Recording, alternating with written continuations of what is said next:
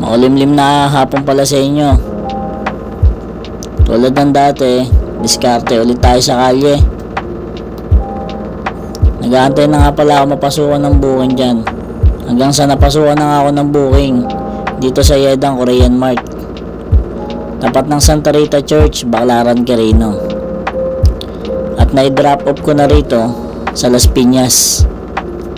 Napasukan naman kagad ako ng booking Paros Park Subdivision, Molino Road, Cavite.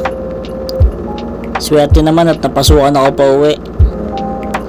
PSM sukat. Pagdating nga lang ng Sapote, biglang umulan, nabasa kami ng pasahero ko. Mabait yung pasahero ko, hindi naman nagreklamo.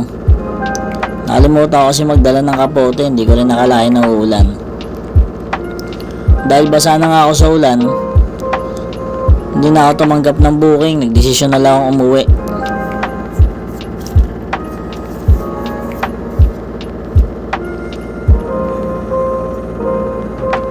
Tandaan nyo par, ingat lang tayo lagi, lalo na kapag umuulan, dahil madulas yung kalsada.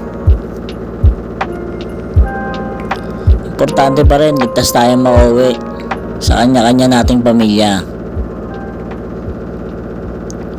Yun lang mga par. Ride safe.